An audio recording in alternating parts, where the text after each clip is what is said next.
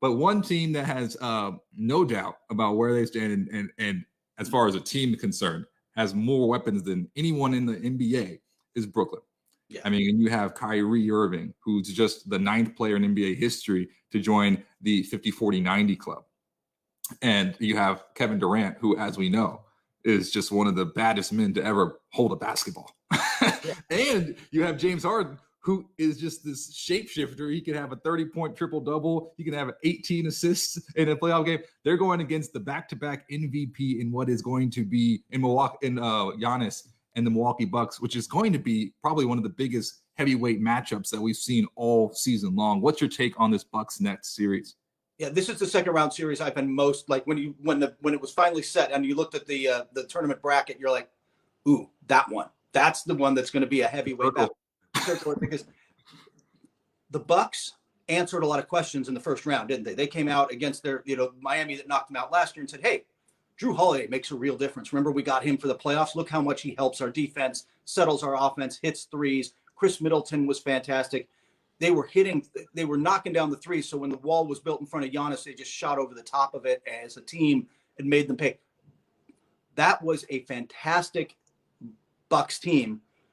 And I don't know that they're certainly, you just mentioned, they're not more talented than the Nets, right? The Nets, they match up. No one is. And they match up. It's an interesting matchup. They've got long athletic defenders. They've got, the ability to make this a series. And we haven't seen the Nets tested yet. They've won the first round, but we haven't seen them in a series of close, tight, intense games with adjustments. And all right, we've got to do this. I mean, we keep looking at that roster thinking they'll be fine because, we'll just go with Kyrie this game, right? Or whatever, when Joe Harris is good, it's Joe Harris night. And whatever it is, that's going to be tough to match up with. But Brooklyn may be able, Milwaukee may be able to get enough stops. I think this is a 6-7 game bruiser of a series that's going to be so much fun, and the chess match is going to be so much fun. Yeah, I think I think the Bucks take the edge, but I think that the biggest issue though for me is like mismatches, like on switches. Like, what do you do? Chris Middleton might be able to match up against KD, but James Harden, if you have a switch or Kyrie Irving on a switch, Giannis versus Kyrie, or think about anyone in that starting 5 lineup.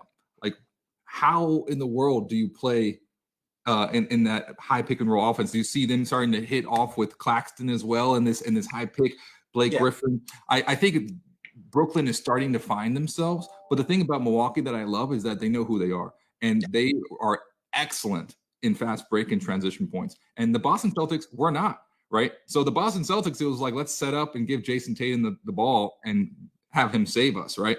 That's not going to be how this series plays out. And when you talk about fast break points, Giannis and fast break, Giannis, Kawhi, LeBron, those are three, they're probably the best in fast break in the game. That's going to be a huge problem for Brooklyn, in my personal opinion. So I'm excited to see that. But I think the biggest X factor has to be James Harden, because you don't know if he's going to score 40, or you don't know if he's going to have a triple-double. You don't know if he's going to get Joe Harris those 7 threes. You just don't know. He's so critical to what they do as a facilitator, because you're right, he can score. Look, if we end up needing him to score, they can use him to score. But they can also, like you say, he can have 18 assists and 15 points and still make their offense hum and flow, because he's just finding the right guys. I think you started to touch on the other thing I think is fascinating in this series. The preferred defense for the Nets, right? For the Bucks, is to have Brook Lopez drop into the paint, be a big man, just take away your drives, take away the easy buckets at the paint. I don't know that Brooklyn can pull him out, right? Like, can Blake Griffin do that?